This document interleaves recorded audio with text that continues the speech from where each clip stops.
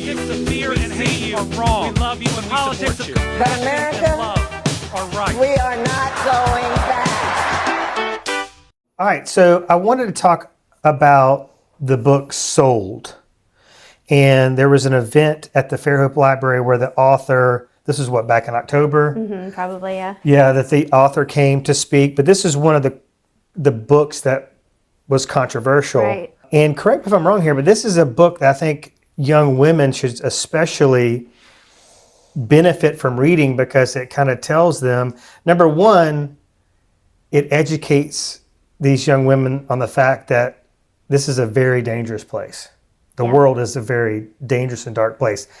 The other point I want to make is that whether you like it or not, women are prey in this very dark world.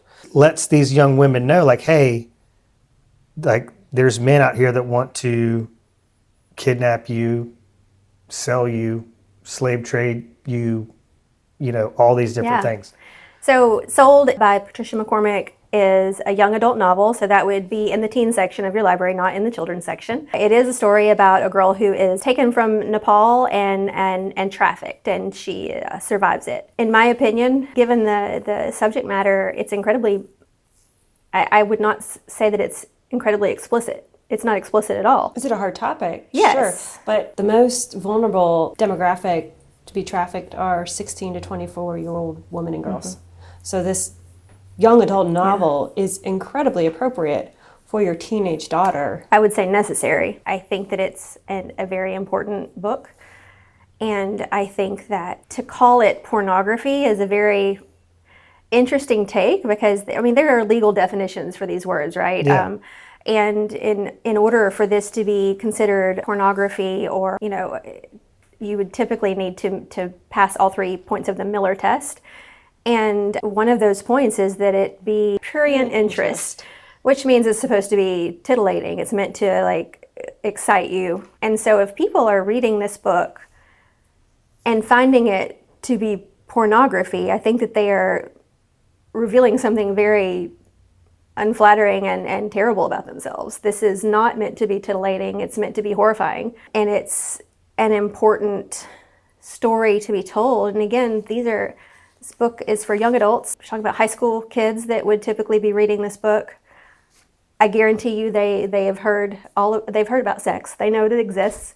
It's not something that's going to scandalize them in that way, but it might make them more aware of the dangers in the world. And I think that in addition to that, I would add that for young women and young men who have had something terrible happen to them, it's validating, and to see that this character survives it, I think is important to those kids as well. Yes. And it just brings me right back to, why are you trying to hide that from young people? I think what also these people don't realize is that these young adult authors write books of their own experience or books that they wish they had as a kid. Mm-hmm. I'm thinking of The Outsiders, which deals with drug addiction, poverty, and abuse. It was written back in 1967. Stay Gold Pony Boy is, and it deals with parents being abusive. It deals with poverty, extreme poverty, gang warfare, violence, drugs, alcohol, all of the above. It was written by a 16-year-old. About our own experiences in the 1960s. It still blows my mind that a 16-year-old was capable of writing that. She wrote it at 16, got it published at 16, S.E. Hinton, and adults have tried to ban it many times. And I'm like, a 16-year-old in the 1960s wrote and it is a favorite of mine. It's a favorite of my mother's. It's a classic. And because it has hard themes, because she wrote a book for kids like her. And Judy Blume is another example. And so Sold, Patricia McCormick. Yeah, I guess we're adding that book to the list of novels by Toni Morrison and Judy Blume that deal with things that happen to young women and boys.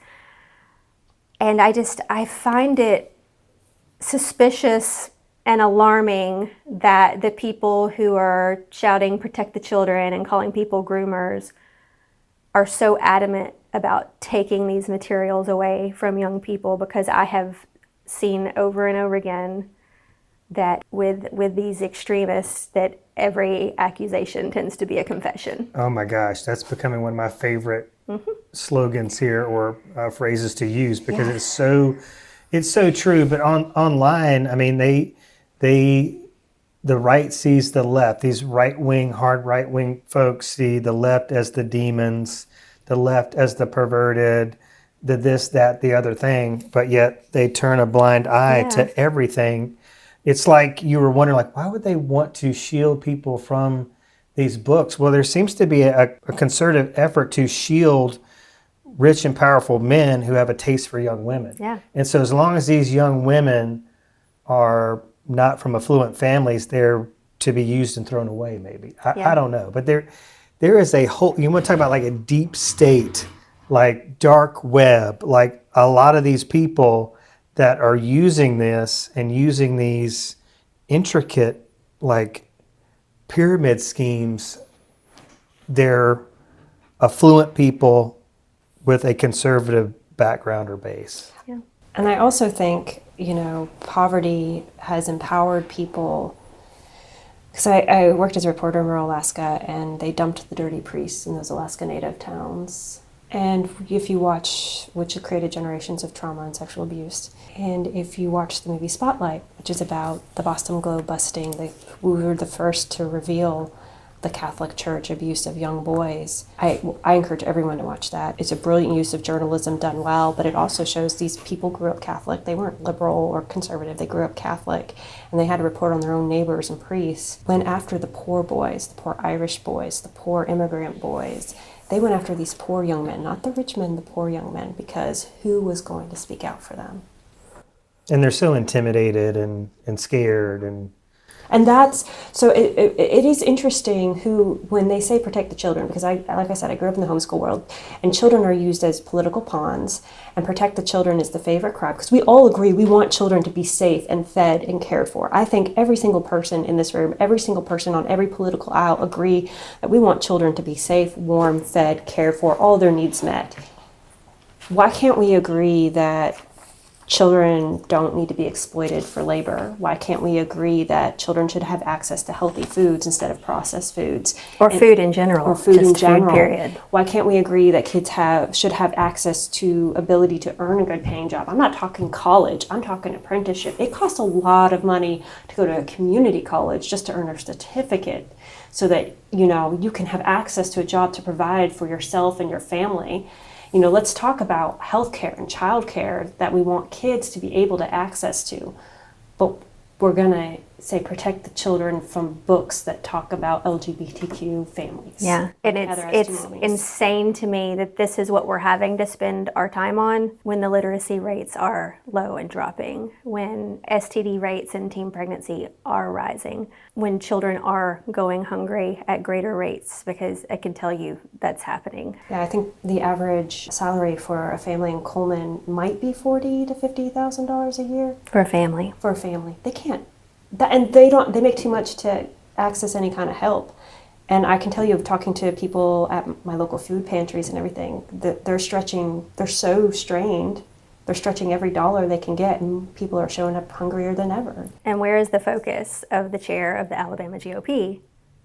It's on restricting books and stripping libraries of their state funding. Culture wars. Well, so I want to get to the bad actors in all this, but I want to also just ask you ladies, do you think is there we're talking about these people either turning a blind eye to the most marginalized, the weakest, the most vulnerable among us? Did that have anything to do with the libraries that they targeted?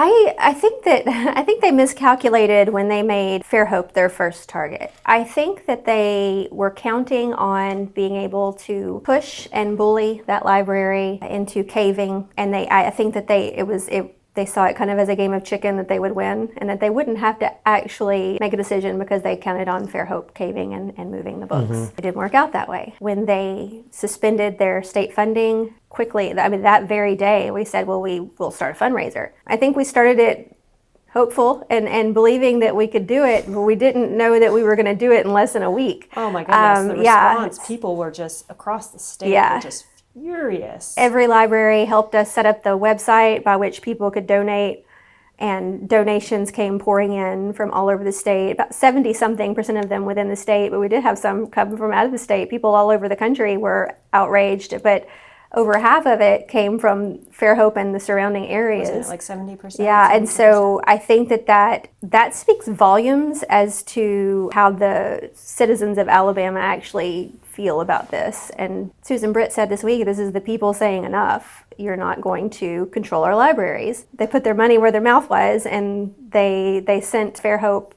over what was taken from them. I believe it was $42,280, I think was what the comically large check said. I think that sends a message, especially... Moms for Liberty ran a fundraiser, this AstroTurf group that's very well funded by political operatives. For Giving Tuesday, they were aiming to raise $50,000. Nationally, with all of their chapters, and they have like well over 100. They have supposedly over 100,000 members. They only raised $39,000. That's nationally. Nationally. We raised more than that in a week, less than a week. I just think that, when you have the APLS chair. So for your listeners, viewers, the Alabama Public Library Service, the APLS, is the body that controls state funding for Alabama libraries. And until very recently, they never tried to dictate book placement or what books should or should not be in libraries. That was always left up to the professionals and the local library boards. Like library professionals typically have a master's degree for a reason, right? With the addition of ALGOP Chair John Wall as chairman of the APLS, that has all changed. They are now trying to dictate what your library can have and where they can have it. And so I think that, I will tell you that he has been on right-wing radio as recent as this year and saying that he basically planned to use Fairhope as an example for the state. Strike fear, force them to comply, even though they were in compliance with their funding. The definitions that the APLS chair, the stacked board, because there are a few that have dissented, are vague and unconstitutional, frankly. And he also said he wants to turn Alabama even better into Florida, which was the founding of Moms for Liberty and all of these cultural warfares. And I just want to say that DeSantis did such a good job at fighting culture war, that young people are leaving in droves because they can't afford to live in Florida. He basically California'd Florida. Look, it's going to become a playground for the rich. It has become the playground of the rich. Yes. Well, I want to read this statement. Robert Gourlay, is that how you pronounce his name? He is the library director at the Fairhope Library. I reached out to Robert, let him know that we were going to be sitting down to do this interview. I did ask him if he wanted the opportunity to make a statement, and he said yes. Robert says the Fairhope Public Library board and director are disappointed. This is as of November 24th, so this is after you guys raised the money, right? Yes. So the Fairhope Public Library board and director are disappointed that the 2025 funding was lost, but we are hopeful that full funding for 2026 will be given, and we are very proud of our library and the services we provide. We want to thank the Fairhope community for all they have done to support our library this year in so many ways. Well, I agree with him. I'm also proud of the Fairhope Library, the board, the librarians, the people of Fairhope who have continued to show up time and time again for that library. I have taken many trips down to Fairhope and talked to the people there, the most lovely people, and the people who show up to hear about what Read Freely is doing and who show up for the library and who showed up at the event where the author of Sold, Patricia McCormick, came to speak at the library. Again, span every age and every, I'm sure, political belief and personal belief system, but they are there for that library, and they have had enough of state-level politicians using their library as a political tool. Well, I was really proud of the author for doing that. I mean, I was worried about her safety, to be honest.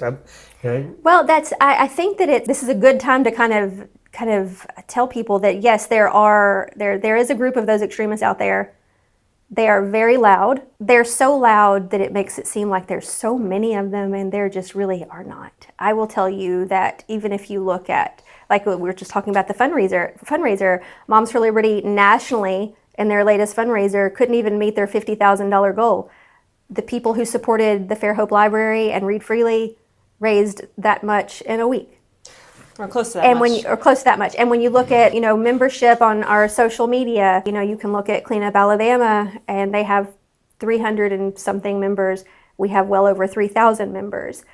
They are not the majority. They are really skilled at making it seem that way. Well, I they're think really that's good what at leveaging like their national infrastructure, Yeah. because it's really easy to make an AstroTurf group look like grassroots, and they have Eagle Forum has had like 50 plus years, because 70s were in the Been 50s. around for a hot minute. And Moms for Liberty, well known where its funding sources come from. You have very well funded conservative think tanks. They've built an infrastructure to not only create levers of power that make it seem like they're in the majority, but they've also found ways use fear to leverage that even more. But when you actually sit down, you actually talk to people, you don't have to agree on everything, but it's, as Angie has noted, the incredibly loud people. I mean, every time Moms for Liberty gets into office, they get booted out the next election cycle because they have forgotten the most important thing about politics. You got to govern well. Yeah. And we're seeing that at APLS. They didn't win a single election this last go around except for the ones that they ran uncontested. They'll tell you, oh, we did win some. Well, those were the ones where you didn't have anybody run against you. Well, I think Every single instance where someone ran against them, they and then they lost. screw things up and everyone gets angry and it generates turnout and they boot them out. Yeah. Well, they're in the minority. That's what freaks them out. Yeah. On all these issues. Like, this is what's driving this whole MAGA and movement. I do think that is it. I think that they're at the root of what is motivating them is a sense of fear that they are losing something. They are losing Their way of power. They've always been able to be the default American. That's what people think of. They think of white, evangelical, straight. And they feel like they're losing that, and they're so scared. But the crazy thing is, they don't have to be scared. It's okay. I mean, Moms for Liberty, it's okay. I mean, America is an experiment is the greatest experiment in a bunch of people from all sorts of backgrounds, ethnicities, skin color, having to live together in the same space, governed by a framework that is still that was insanely progressive for its time, even if the implementation of it was definitely not progressive. But the idea that every man has natural rights endowed by their creator. And keep in mind, our framers did not see the creator the way that these far-right Christian nationalists, they were deists, they were skeptical, they were more esoteric in how they saw God, although quite a few had a deep-rooted faith as well. But the idea that there is this spiritual component to the natural rights inherited by man is a revolutionary idea. In the time of monarchies, which was a monarch, no matter how terrible he was, I mean, look at Henry VIII, no matter how many wives they beheaded or whatever, they were considered by the church to have the divine right of rule. And America challenged that in such a public, real way. And the time of monarchies, like, name a monarchy with teeth. Gosh, we've seen so much religious persecution here lately with this. I mean, Florida's like the epicenter of this. They're the epicenter of the book banning. They want to whitewash history. And they have a very vibrant migrant community. It's insane. But they also just banned Sharia law in Florida, if I'm not mistaken. Yeah. I don't even know how do you do that? But you got Tuberville making the push for that, and they do West that by Allen, ginning up this fear of something that they really don't have to fear. I mean, this underlying fear that the gay people are going to take over and convert their children, but they'll use them when necessary. Yeah, like they did in Montgomery County. They'll use them because I think there are so many similarities in conservative beliefs that you can find in the Jewish faith, in the Muslim faith, and in the Christian faith. Like, there are a lot of similarities, and so when necessary, they will use that. But it's easier to blame others for the ills that you have created while you are the majority in power. Yeah. Well, there was recently a issue that, Tuberville latched onto, just to expand his political clout. But it was a Muslim school in Vestavia that wanted to relocate to Hoover. And the dissenting rhetoric around it was that, Hoover was, if this happens, Hoover is gonna become like Syria. And how long had the school been in Vestavia? It's insane. I don't think that Vestavia turned into Syria. It's such a bigoted viewpoint because one of my best friends is from that community, and this was when I was still pretty conservative Christian girl, and we shared a lot of commonalities over our faith, praying, having prayers together, praying for each other, learning from each other. We were both religious nerds, so we would love to dig into like the origin stories of the Quran and of the Talmud and Christianity. And her family took care of me in Birmingham when I was away at college, and my mother leaned on that because she was away from Birmingham. So what a terrible, terrible thing to do to our neighbors who, and this was in the aftermath of 9/11, shortly afterwards, which really deeply affected my family's trajectory in ways, the war on terror did. But we still found commonality in that because you can condemn the acts of terrorism, but imposing that, Christians have done horrific things. Do you think every Christian should be persecuted for adhering to a religion that has done horrific things under its name? Hey, fellow Blue Dots, we would love for you to connect with us on social media. We're on Instagram and TikTok at Raised Red Living Blue. Okay, back to the episode.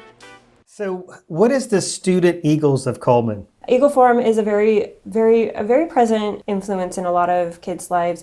And I kind of don't really, my viewpoint is when you're a child, you're heavily influenced in the environment you're raised. And I think that had I had access, I would have been very active in something like Student Eagle. Mm-hmm. And I think that's a natural offshoot of the environment you're raised in. And I can understand why people of a different belief system would find that very concerning. However, I do think that, and I think of the example of this professor that I had in a community college. He was my philosophy professor. He would remember me, unfortunately. He was very outspoken, ultra-conservative, very ultra-conservative. And I had a mouth on me, which I still do, but I felt free to express my opinions. Yeah. And he was very used to it, and he was conservative Baptist preacher, former Navy SEAL. So he did not put up with a load of crap from people. And he was it wasn't hard to get a good grade in his class, but he also made you think. And what he did that I've never seen replicated in another class, no matter what the topic is. I don't think you can do it in in a math class, but he had us divide up into teams, and those of us he suspected or knew, in my case, that we were pro-abortion, or against abortion, he made you argue the pro-abortion argument and research it. Those of you who were for abortion, you had to argue against it. Those of you who were very pro-war, that was definitely where I leaned, and I was put on that specifically, had to argue against war. And he had us, I remember he had us email this guy who it turned out orchestrated the Gulf War under the idea of a just war and what the just war is. And you had to argue against these hot topics. I don't think it would fly in this current environment, unfortunately. But how good would it be? Oh, yeah. But it was so... The teaching of critical thinking and to reconsider things that you've never considered before, I think is so valuable, and I think that that's something that these groups are incredibly terrified of. I think that says something. I think that if you're secure in your beliefs and your faith, I have never worried about my children questioning my beliefs and faith because I think that they're capable of that critical thought, and I think that I've raised them well. I'm pretty secure in my own belief system so that I'm not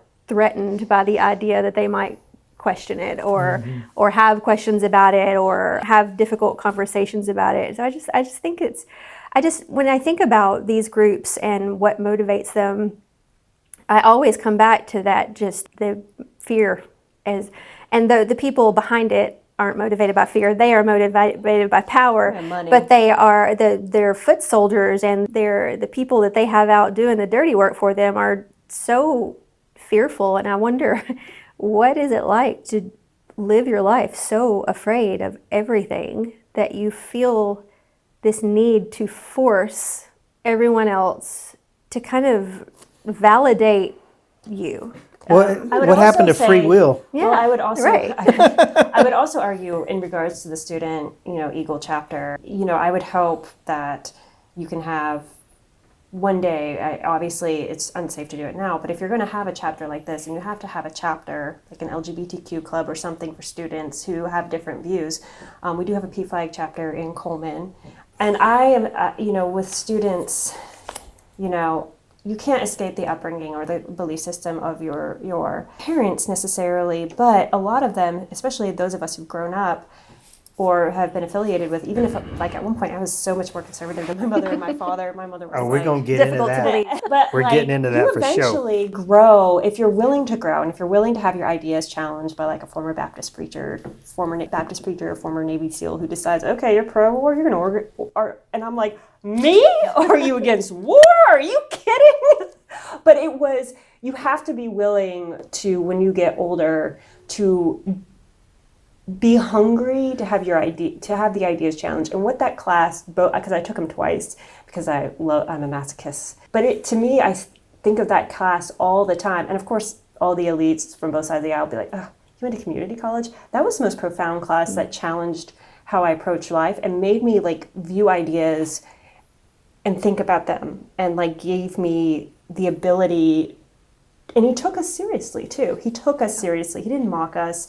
He didn't condescend to you. Yeah. He took us seriously. And I would love to know what he thinks about the world today. He was a very interesting human. But I think about that class, those classes, and I think you have to give. And library books are a way to do that. And I was already the seeds were being sown by the books that my mother allowed me to read. She didn't like us to read Sweet Valley High because she thought they were trash, but she had no problems with me checking out Toni Morrison or those others, or dealing books about racism in the South, like Roll of Thunder, Hear My Cry, which now they all want removed under critical race theory, which is a legal theory taught in grad school, but another boogeyman drummed up by the right. But it challenged me to walk in other people's shoes from a child's perspective, and made me, not be like consumed with guilt over who I am, but being like influenced and like, this was wrong. This is wrong to do, and I want to make sure I don't do that, or I be a part of someone that does that. You can't change who is in the past or what you do in the past, but you can look at the future and look at history and being like, that's not great. That doesn't align with the values of the Beatitudes and the Bible. Yeah. When I think of groups like Student Eagles, like even obviously can't imagine my children would have been interested in it. But if other parents want their children to be in it, I think they have that right, just like I think other kids should be able to join whatever group that the far right might disagree with. I think as long as you offer young people, as they are growing and figuring out who they are, all the different kinds of options. I don't know.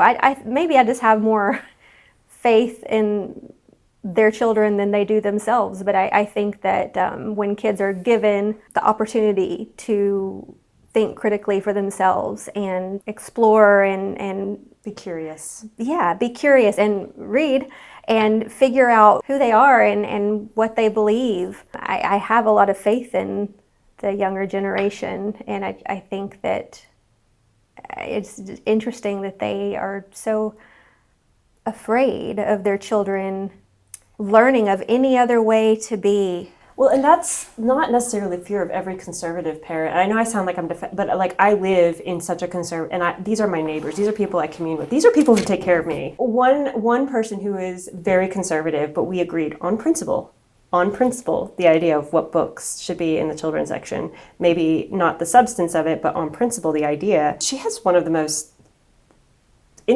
we're the same age too. She was just like, I can't read every book that my children checks out from the library, and she's a huge reader. She grew up dirt poor in Coleman County. You can't access books if you're hungry to read. The library is you can't purchase every book you want to read because they're expensive. So library is often the most democratic way to do that. But she said they have boundaries, and if they disrupt that, they pay consequences, whether it's from their allowance or something else. Sounds like parenting. I know! That is Your own child, not other people's But it's child. not authoritarian where she's monitoring everything, and She's also not requiring the library to pull all of the books that she would not want her child to read. And it's not permissive parenting where she doesn't care about what her children are ingesting. It is teaching a child, you have boundaries and limits. You can either stay within them and enjoy the freedom within them, or you can push those limits and find out there are consequences. And you find those consequences out in real life, like when you decide to go 80 miles an hour on the freeway and get busted with a ticket. I mean, and that's why I truly believe that for these people, it's not about protecting their own children, although they don't want their children to discover these things. They already have the power to do that. Let me make that very clear. Every parent already has the right, the responsibility, and all the tools to monitor what their child reads, checks out. There are ways to do it. You don't have to read the whole book. You can pull up Google and read the synopsis. That's not what they're really after. They're after controlling everyone's children because they want to define who is an acceptable person. And political power. It's such about political power, and we're seeing that at the APLS board with John Wall, who has used his position as ALGOP chair, and it has been verified through an email. So there was an amendment to the administrative code, which oversees state funding, to basically ban or restrict any books dealing with transgender people in all sections of the library. Now they'll get a little split hairs between the definitions, but I think we have shown that their definitions aren't always what is actually going to happen. Wall has blatantly used his political office to influence how libraries are run because he wants all children to just read classical literature, which every piece of classical literature has been banned within its time frame or been restricted or not deemed appropriate at various times. I think he would have words with Shakespeare. But John Wall's an interesting character. John Wall's from North Alabama, and you may remember him from the homemade voter ID scandal. Do you remember that? He voted with a fake ID that election integrity was not for thee, but not me. Yeah, a little flirting with a little election fraud. It turns out it was revealed just this year that all the time that he was voting with his fake ID because he said it was against his religion to have a state ID, he actually did have a driver's license with his photo in Tennessee. And his name isn't John Wall. And that his name is actually Nehemiah Ezekiel Wall. And I don't know how one gets a Tennessee driver's license if you're a resident of Alabama, because I think you have to have a residence in Tennessee. The John Wall lore is He also, his own party in Limestone, because his brother, I believe, ran or is running the Limestone County. There was an article that came out that the Limestone County Republicans had very serious ethical concerns about the way he was using his private political consulting practice to dictate who gets to be on the ticket, which is, to me, undemocratic. Antithetical to the American dream. They have some sort of like a supply store up there, and I believe under that same roof, they run a political consulting firm through which a lot of money has exchanged hands. They also are, his brother is head of the Limestone County Republicans, and so there's a lot of questions even within Limestone County Republicans, the other officials there. And when it was brought up, he denied it, and then they were like, but your email address was on the website. And he was like, oh, how did that get there? Which has kind of been like the theme of how he governs the APLS board. First, he got a bunch of the cronies on Amy Minton, who is one of the most, I would confidently call her one of the most bigoted human beings on that board, deliberately went in, is the only one that has challenged all the books in her library, Gadsden Public Library. Gadsden Library has only had one person challenge books. Amy Minton challenged all of them. She thinks cheerleaders, male cheerleaders, which have been here since the dawn. I mean, George W. Bush was a cheerleader. Yeah, she threatened a librarian their state funding over a book. I believe it was called Go, Johnny, Go, which was about a little boy who wanted to be a cheerleader. And so she's been pretty prolific, and she has openly said that that was her goal, is to remove books dealing with transgender. That was her entire mission. She's been trying to sneak in sexual orientation under sexual identity, which even her own, we're like, I think we Yeah. know what you're trying to So do. you see that creep. Like they start And- with transgender people, and then it's going to be LGBTQ people as a whole. Down in Spanish Fort, you have a public library who has moved even board books like Heather Has Two Mommies, I think it To the adult. is in the adult section now. Book for children who have two mommies. which is a reality in Alabama because it is legal to have two mommies in Alabama. She's openly consorted with Moms for Liberty and Hannah Mann-Reese to remove a board member, Virginia Doyle, who called out Wall's shenanigans in 2023. She then Another Republican who's another concerned. Republican. Yeah, Yes. that board is not liberal. And they're all appointed by the governor, so you don't elect them. So by the way, these people that you don't get a voice in who they are telling you what to do with your. Then you have Moms for Liberty, Cassandra Stevens, who've challenged a LGBTQ library display in North Shelby. Susan DeBose worked with Arnold Moody to strip North Shelby residents of their right to elect their board, and appointed themselves as the appointees and have restricted and removed books that they disagreed So with. you see this intentional, systematic stacking of the state board that controls whether your library gets its funding or not with these extremists who are Moms for Liberty sympathizers and actually some of them actively working with Moms for Liberty. And Amy Minton went on air during the comment period and advocated strongly for the form letter from our Eagle opposition, our Eagle opposition Forum. to be filled out. She said, fill out this form. She actively worked to trample parental rights of the people she disagreed with. Because every time we've asked them which parents, and then they'll go, but we're taxpayers. How? I'm a taxpayer. I am also a taxpayer. You're wasting my taxpayer dollars with this nonsense. Like, fix the pothole. There's this ongoing Exactly. ongoing argument that you hear from our opposition that they don't believe that their tax dollars should go to fund these books that they don't like. And I just think that's just such a elementary level understanding of how taxes work and how this country works. Because I mean, my taxes also go to books that I don't particularly like in the library. That's the very nature of how this are going works. to charter schools who are openly teaching things. I mean, you don't get to dictate every penny of where your tax dollars go, I'm sorry to say, but So, like, I'm not going to challenge. And one of the things we tell our followers who've gone, have challenged or have been like, what if we challenge books that we disagree with? What if we ban the Bible? We don't promote that. We understand the frustration because when you're under attack, the first instinct, which I think is a primal instinct of all human beings, is to lash out first. And we always advocate, look, if we're going to make this work, we have to agree on the principle. Like, you have to be willing to have uncomfortable books in all the sections of the libraries in order for you to have uncomfortable books. it's like they say that I think that there should be something in the library to piss off everyone.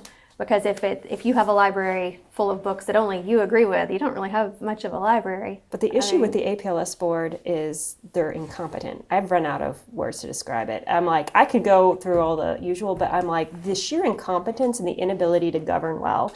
First, they tell Fairhope Public Library that they are in compliance, and then under one woman or a couple of women who ran the Moms for Liberty chapter down in Baldwin, they stripped the funding without prior warning, then dispersed half of the funding without giving the library ample time to review the books, and then Wall took it upon himself to review the books, putting state control, even though it goes against the part of the admin code that says that decision is the local boards, who should respect the constitutional rights of everyone, and suddenly discovered that reading all those books and listening even on audiobooks takes a lot of time. How funny. For anyone who's watching or listening who's still concerned about the books like those in Fairhope, and this will be happening in other libraries too, not just Fairhope, I would point out that the books at the heart of this controversy currently are Sold, which we've talked about as a young adult novel for teens about a survivor of sex trafficking. There is The Hate You Give, which is a critically acclaimed young adult novel about police violence. So that's not even sexual in nature. Written by a BIPOC author. Yeah. Let's Talk About It, which is a sex education book.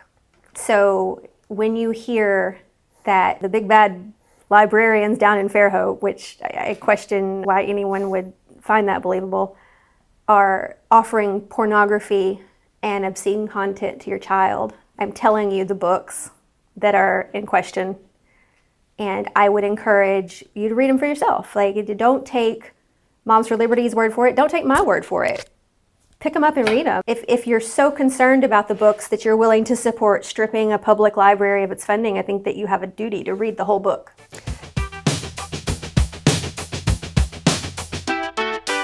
I wanted to talk about what you both feel is the historical importance, where we might be heading, where history might be telling us we're heading. Because it really does just repeat. Yes. So from like Germany, Russia, there's a lot of ties, just authoritarian regimes, and how there's this playbook everybody talks about. Yeah. And these pages are taking these pages directly out of this playbook. Yeah, I think that a lot of people don't know somehow that the first book burning in Hitler's Germany was at the Institute of Sexual Health, and it was books about gay and transgender people. That was the first book burning in Hitler's Germany. I just think that's important for people to know. Just like, let's consider that for a moment. And you have this movement of people targeting these same books, and you have people like Brian Dawson, who's the CEO at the far-right news blog 1819 News, openly saying, burn the books. So, it's not just a casual parallel, it's pretty spot on. And Brian Dawson enjoys the same First Amendment protections. So for him screaming, burn the books, is highly ironic. Yeah. Yeah, to be in the literary, or a journalist. Well, isn't it Ecclesiastes that says nothing is new under the sun? I'm also paraphrasing that. But when you want to control and you are in political power, and I want to talk a little bit about where I think Wall and Minton align the most with, and I think they have a lot more in common with Stalin. And the Stalinist regime than they would like to admit. And one of the key ways that Stalin rose to power in Russia was he controlled information and books. And I love Russian literature. Tolstoy and Dostoevsky, love them, Anna Akhmatova. So I'm going to talk about my favorite Russian poet a little bit, Anna Akhmatova. Anna Akhmatova was this very interesting Russian female poet who came to rise during the 1920s, which was the height of Stalin's regime, where he murdered 40 to 50 million of his countrymen, ousted political rivals, and he was an extraordinarily well-read man, extremely literate, had a library that would just make me drool.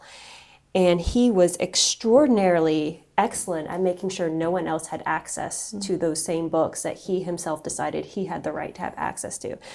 However, like in all regimes that are governed by totalitarian governments, whether they're fascist or communist, you have the theories of politics, but you then have, again, the lust for power, which I think transcends politics, and greed, again, which transcends politics.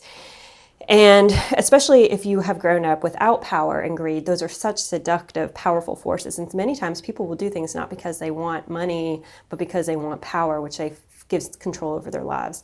So there's this, naturally, you can't quench the human capacity to rebel or to write art. It's just more constrained under totalitarian regimes. So there was this club called the Stray Dog Cafe in Russia during the 1920s, in the height of all of this. And Anna Akhmatova, one of my favorite Russian poets, was a key figure in this and wrote powerful poetry about being oppressed, about being censored. And it has been published, but she endured losing loved ones, I think even her son, at the behest of the Stalinist regime.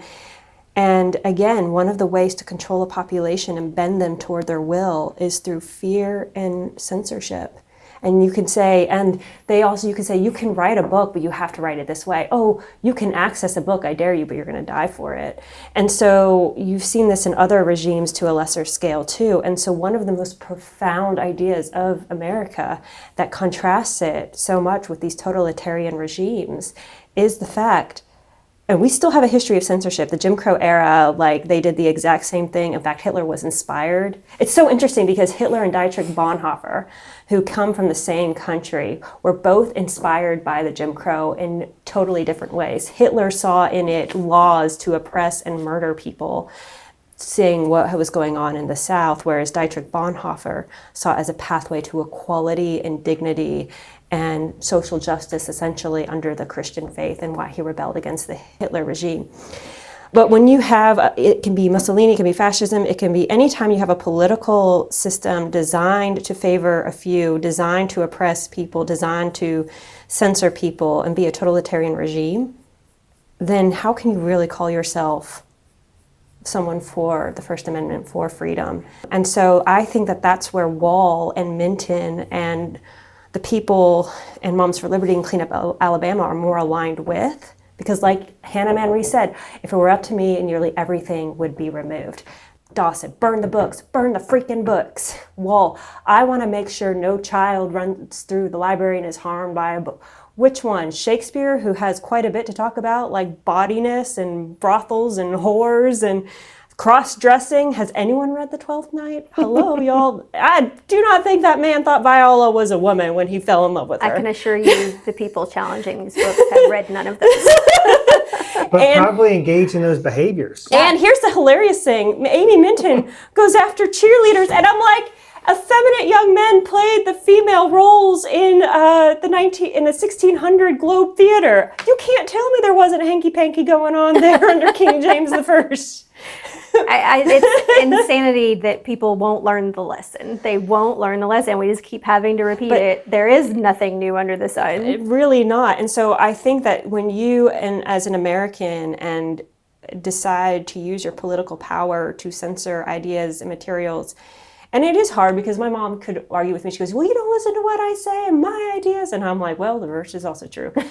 But I wouldn't want my mom's ideas to be out of the public library or censored because I fundamentally think that will do way more harm. Also hurt me. I'm very selfish about it because, again, the pendulum swings and we're seeing it swing one way.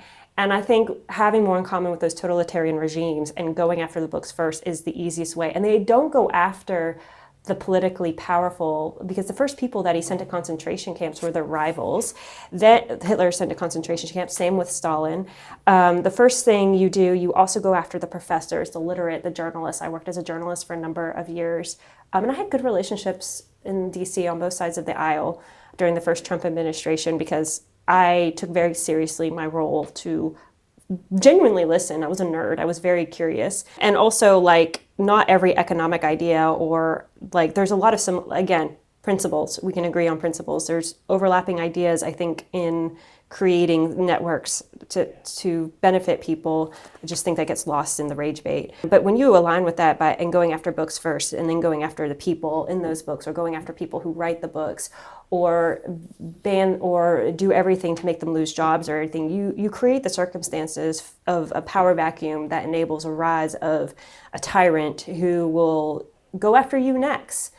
And then there's this idea of the surveillance state, which I'm very paranoid about, but like, if we're so willing, because Moms for Liberty did this, they said, we will survey every library and report it to John Wall. We got a hold of an email and we blasted it. I'm like, they have appointed themselves to be the secret police to drag their own Alabama libraries, to drag their fellow citizens up before the government regime and accuse them of thought crimes.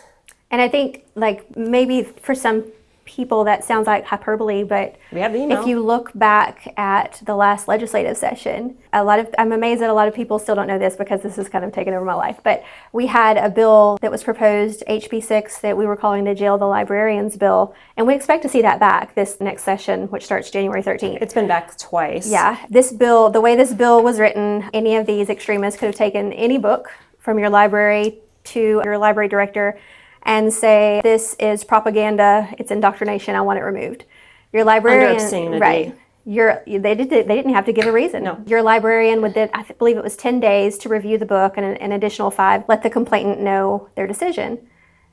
If the complainant was unsatisfied with that decision, it escalated to a law enforcement matter, and librarians could have faced jail and a $10,000 fine.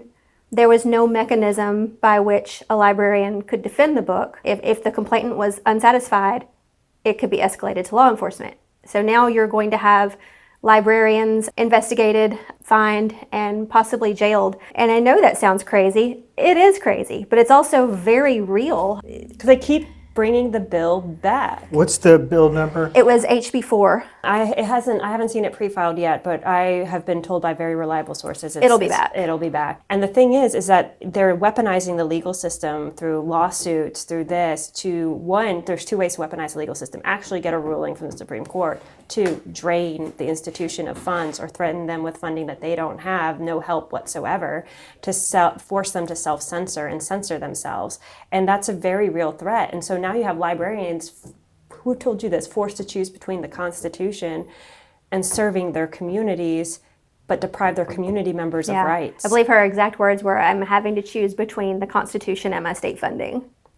Or in the case of this bill, I'm having to choose between the Constitution or being put in jail. Yeah, my freedom. Yeah. And I will tell you... And they don't get paid hardly anything. I will tell you that having gone through the whole thing in Prattville where it all started, we lost a very fantastic library director, Andrew Foster.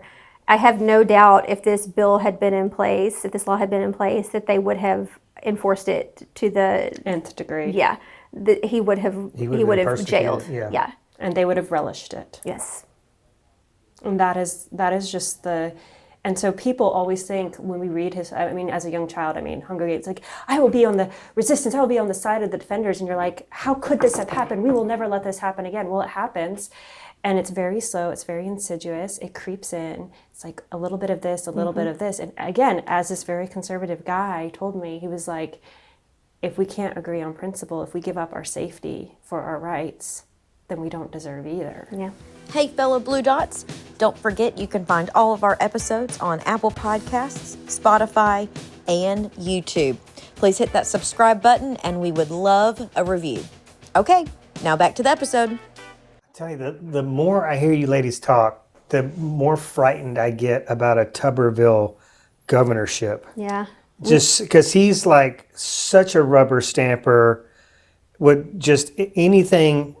to have like John Wall in his ear, I feel like he's very impressionable, and he's anything that stirs this whole rivalry up between liberal and Democrat. We stay out of politics in general. What we hope to inspire people to is, regardless of who they vote for as governor of Alabama, our hope, and you always have to have hope, rebellions are built on hope, you have to hope that the Constitution has survived so much, and regardless, he swore an oath, regardless of who is in power, you swear an oath on the Constitution to follow the Constitution. That supersedes whatever state rules or whatever, because that creed is what binds us by American. We're not united by race or sex or skin color. We are united by a creed, and it's up to us, average citizens, to enforce that on our representatives who work for us. Yeah. I think that's the part. We just think they're so powerful, and they've done everything to cut off our power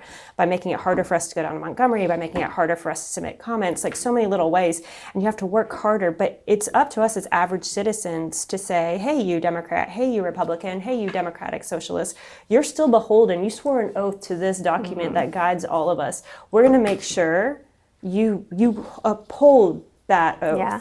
I would tell people just to be aware that the governor gets to appoint the APLS executive board, which, as we've already discussed, controls whether your library gets its state funding or not. We do not endorse candidates either way, but I think that is important information for voters to have, and then they can research all the candidates' stances on this and vote accordingly. Well, and just to rewind a little bit, when you guys were talking about Lowndes County, I interviewed Dr. Will Boyd, who's running for governor on the Democratic ticket. And I asked him, we did like a lightning round at the end of our interview. And I was like, where's the first place you go when you get elected governor? He said, Lowndes County. And I was like, I don't even know where that is. He's like, but he brought up the septic issues and how that these people just flushing their toilets in their own backyards, and nobody seems to give a shit. And it's been that way for years and years. It's been that way since it existed. They were punished for being a hotbed of civil rights. Yeah. That's a punishment for daring to resist. They're American citizens. Yeah.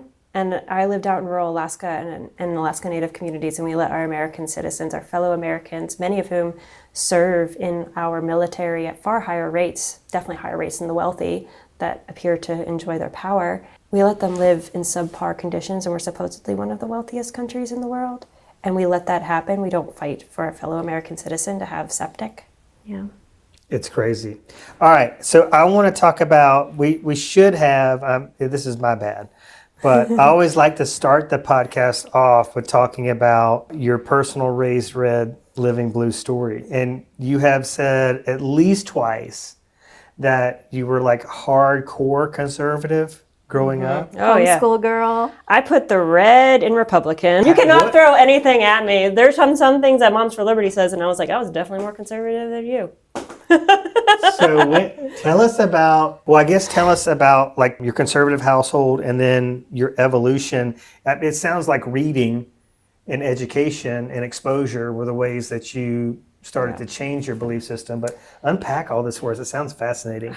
So, I have to clarify because, like I said, my mother was not nearly, I would consider her very conservative, but wasn't nearly as conservative as a lot of people in the homeschooling movement. And a lot of it is done for ideological and political reasons, usually on the far right. And a lot of that is well funded by the same people who are funding Moms for Liberty and all that. And that's a whole nother issue that I don't even want to get into. But I was heavily influenced by things like Vision Forum, Homeschool Legal Defense Association, which is why homeschooled kids, you can pull a kid out in Alabama and you don't know where they are. There's no tracking, I dated this guy who was pretty conservative recently. By recent, I mean a couple of years ago. And he was going through a divorce, but his ex-wife homeschooled them. And during the divorce, he put them back into school and found out that they were several grades behind because their education was so neglected. Mm-hmm. And he was angry. He says, she wasn't qualified. And I was like, there's no law telling you who's qualified to teach your child. And he was upset. There were no standards. And I was like, no, there's no law. And I was like, are you going to fight for that? So it's a very contentious issue, and I've targeted homeschooling parents being like, if you don't want regulation, then how are you self-governing? Because I do think self-governance is a key part of the American way, and they give me no answers, or they yell at me being like, I'm so sorry, your life was so miserable, blah blah blah. And there are definitely things about homeschooling that I think, and I've talked to my mom about this, and I think for the most part we're relatively on the same page, because I also think she was also like figuring her way through. But one of the things that my parents did so incredibly well was I had full reign. I was not allowed to read Harry Potter, but I was allowed to read a lot of classical literature. And I think the foundation of reading, and I read the Bible. And I also especially read the Bible when I was in trouble, and my mom would take away my pleasure books or my library card access and say, you can't check out any books you want. I could only read school books and the Bible. Well, no offense, but the math textbook is dry as all get out. I wasn't a big fan of science. So I read the Bible and I read the Old Testament because that is way more fun to read than the New Testament if you're 11 years old. And another thing, they're like, well, we have the kids' Bible in the kids' appropriate section. I was like, no good conservative Christian girl is reading the kiddie Bible by the time they're 9 or 11. I know homeschool parents who insist that the kids read only the adult Bible. So I was exposed to a really foundation of ideas that I wasn't even aware that I was absorbing. But I also was exposed to a lot of religious extremism, not necessarily that my parents espoused, but they had books, because we grew out of, in our own household, all of us kids got so bored with the selection of books we had that we would start reading the parenting and Christian theology books that our parents had, which got into very hilarious discussions. But like pagan monism, which is what they decry the environmental movement, and just a lot of far right talking points, which I now realize are funded a lot by special interest groups, particularly fossil fuel. But I also got to read like a lot of books, like history books. All of us kids love history books, and it wasn't just necessarily the dry textbooks. I read a lot of original papers, like the Federalist Papers, like George Washington's like Rules of Conduct or whatever. And I also read the Dear America series, which was they're out of print now, but they were so good at exposing me to different historical periods, like the labor rights movement, the mill girls of the 1800s, the anti-Semitism and pogroms of Russia, and how they came to America, and how America was this country full of ideals and hopes. Didn't always live up to it, but still like had that, and how all of us just came united again by a creed. And then again, when I got older, I was picked on by the cool youth group Mean Girls boys. I was too nerdy, I was too this, I was too much. My accent wasn't thick enough, my accent was too thick. We were not rich by any stretch of the imagination. And I was just bullied and picked on and excluded from people that were supposed to be people I agreed with. And all of my friends that I ended up being friends with were all gay, or they were not white, or they were just people who didn't fit in the standard. And I'm a very deeply loyal person. And then again, when I went to community college, I started being exposed to ideas, not just people, where I had to struggle to reconcile my faith with the idea that these people did not deserve human rights. And actually, another part of this class was that a bunch of us were homeschooled and super conservative Christian, and we had to one of my friends had to argue for gay marriage because the guy thought he was anti-gay marriage. This was 2008, 2009. And where? Wallace State Community College in Hanceville, Okay, Alabama. all right. Red Alabama. Yeah. And the Yeah. kid was like, homeschooled, like me. He was like, this is what our framers said. This is why the institution of religion does not dictate a secular society over who they can marry, especially the Christian religion is supposed to be one you choose of free will. Therefore, given this context, I am actually pro-gay marriage.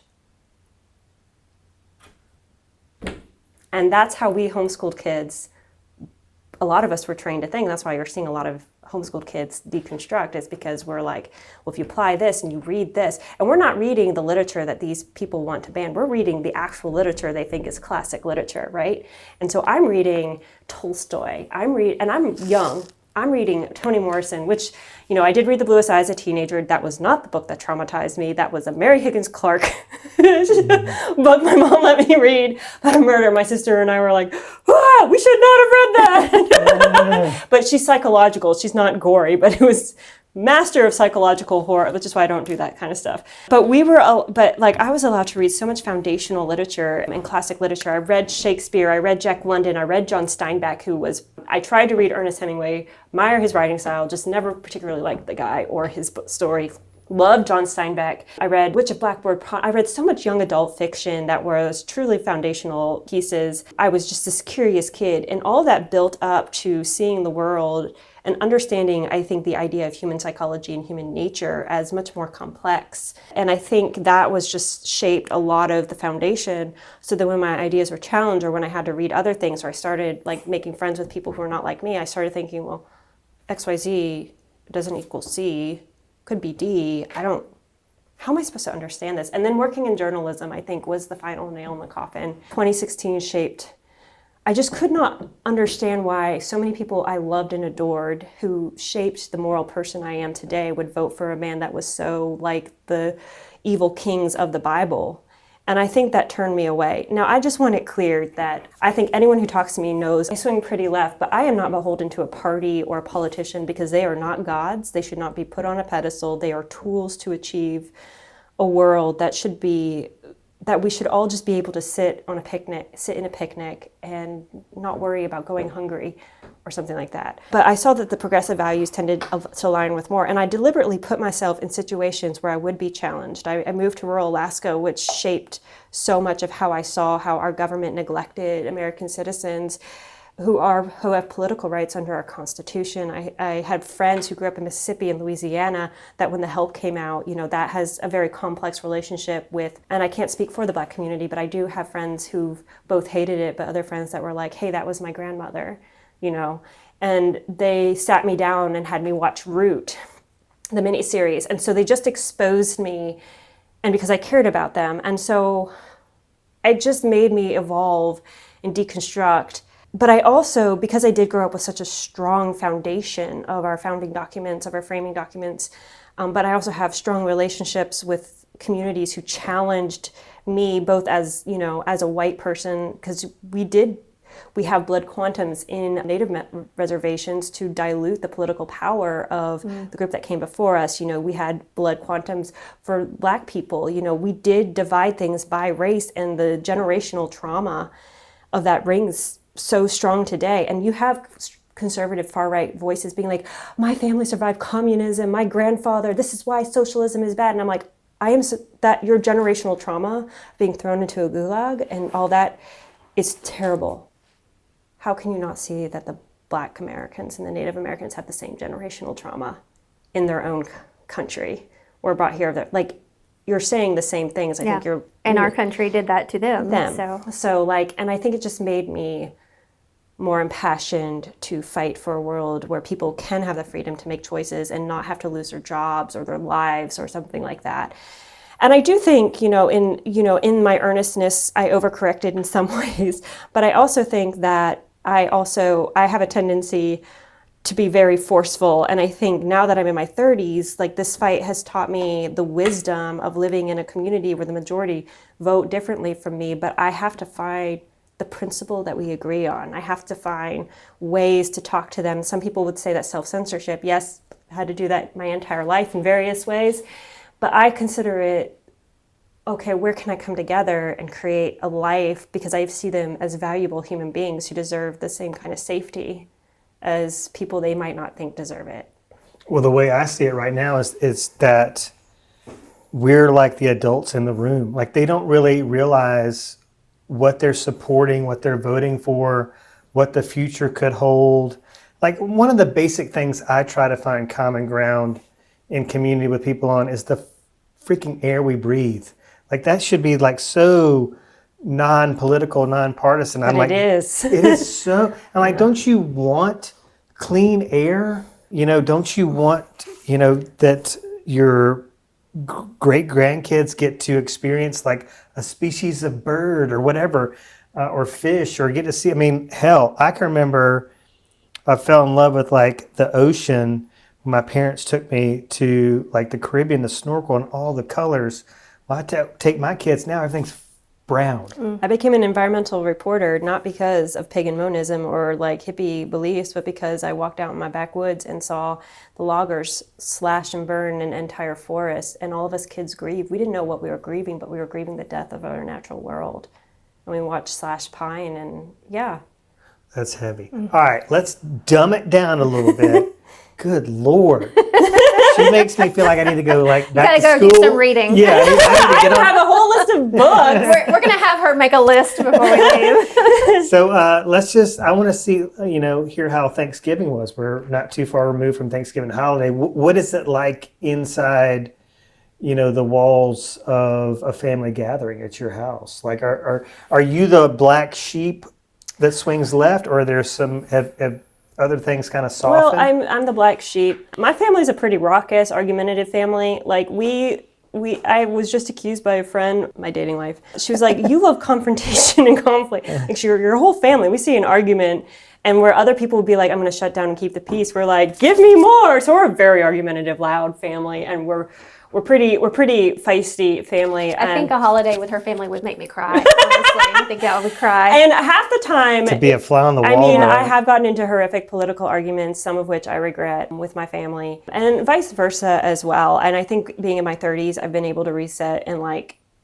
not keep the peace so much as just pick and choose my battles. Yeah. It used to be much more aggressive, and I think some of my siblings have kind of like swung a little bit away from being conservative, but not all of them. I think right now the biggest issue is whoever we date and bring into the family. That's a good question. So, Who can make it? And it has nothing to do with politics. It has Can they survive is their skin thick enough? It really is. My brothers are terrible trollers. People always say, "Oh, you're such a shit talker. Oh, you're such a troll." And I'm like, have you met I'm like, if you have, I don't think any conservative man or liberal man for that ever can withstand the trolling of my brothers. So I'm like, are you masculine? My definition of masculine is, can you out-talk and outwit my brothers? Because if you cannot, You're never going to make it. they're going to run with the tail between their legs. And it's not even me.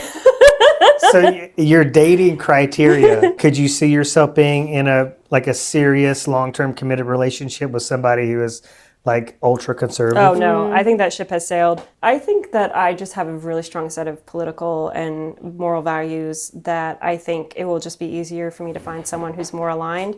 I won't say that liberal men have been the best at dating. I think shitheads are shitheads no matter what.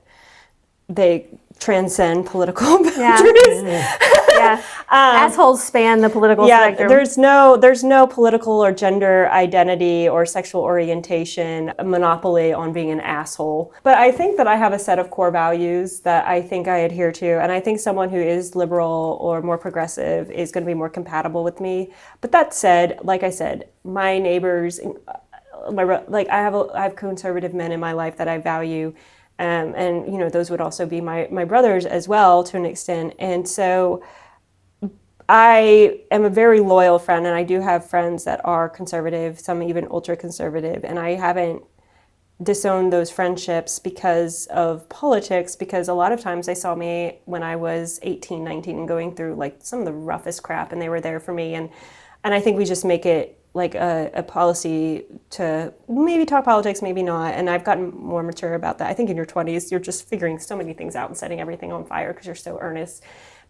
And then in your 30s, you're like, okay, what is actually valuable? Thanksgiving and my family has gotten pretty heated. That people have ended in tears because of politics. People have also ended up in tears because somebody ratted out somebody and mom got mad. Blackmail has been... It's rough. It's a rough crowd. We are a rough and tumble family, so we're not safe and warm and nurturing. But we are not I would boring. never make it. I would never make it. We are not boring. It sounds like you're not. But I think one of the things you do is, you know, you're very proactive about trying to find common ground, right? I deeply love my family. I think that's it. And you said it earlier, I do think that you are an incredibly loyal person, more than most, I think. I just think that when you love someone, you are very reluctant to let them go. And the indoctrination happens so young. Yeah. You know, like it's like a hereditary insanity, I call it, where they just pass it on from generation to generation. You can't blame people for that. No, and I think also my mom has questioned her own belief systems because... Recently, or... Yeah. I mean, we've had very interesting conversations, and I've also had to learn to temper my own immediate decision to shut down. Because I get my... the genetic relationship, the genetics of combativeness and conflict, love of conflict, passed down by my You get it honest. all of us come by it honest, and also shooting our mouth off when we should keep quiet and end up in trouble is a feature in all. You've never done that. No, never. But I do think like I just fiercely love my family. I fiercely love them. And there's been times where I've had to be less close for my own health and my mom was going, or like any one of us. But I think at the end of the day, I deeply, deeply adore my family. Love that. All right, well, let's wrap this up. Well, you should ask her about Thanksgiving. Our family's the exact opposite. We're warm, we laugh, we suppress any problems, we just stomp it. But your side is more I liberal. would say say that my family is not terribly political, but if you were to ask them, I would say that the majority of my family, both outside of my own home, immediate and distant, probably voted Donald Trump, whereas I did not. And I think that we're the other extreme. We just don't talk about it. and it's like I said, my family is not particularly political, so I don't really even know to what degree of importance it is to them. So it's not really been much of an issue. I don't. They know how I feel, and I would like to think that in some ways I have made them reconsider some things, or maybe I have softened them on some areas, whereas they maybe would have never even thought to reconsider in smaller, quiet ways. I mean, they see what I'm doing, and I think that, you know, I have a nephew who I'm pretty sure is conservative, and I think that he probably is Republican. And when this first started, you know, I was kind of telling him, and, you know, I wasn't sure how that would go, and he was like, "Oh, so you're just basically fighting for the Constitution." I was like, "Oh, he gets it." And my mom has also been supportive of my work here too. Yeah. She actually lost a friend over it, or not a friend. This person was, you know, kind of in our periphery. We were closer at one point than another, but she's been supportive. She has nuances to it, and she has differing views on school libraries, which we've gotten into it a couple of times, but she has by and large been one of my biggest supporters, not because she agrees with the content, but because she agrees with the principle. Well, I had this Facebook post pulled up. I'm going to show you ladies the picture. So race mixing is communism. Here I am. These are historical photos. One of these photos has George Wallace on the Capitol steps. What I try to do with people, it hardly ever works, is bring up an example like this. So race mixing wasn't communism. They said it was. They said it was. So it and wasn't. And people just repeated it. And well, my friend who's a retired Marine grew up in, I mean, he's from an ultra conservative family. Everybody's still like, his sister is a big online rage baiter. But like getting into the military and being exposed to people of different races and backgrounds and religions and creeds. He was like, wow, these people aren't as evil as my parents said they were. Well, when you're down in a foxhole, yeah, you get to know and each you're other. enlisted, John Wall up high in his little APLS chair that you might agree with isn't the one that's going to protect you when you're being fired at. It might be that the black man that we used to not let sit at the same table might be the gay man or woman. They're putting their lives on the line for their comrade at arms. It's not Wall, it's not Minton, it's not them sitting up there all nice and tidy.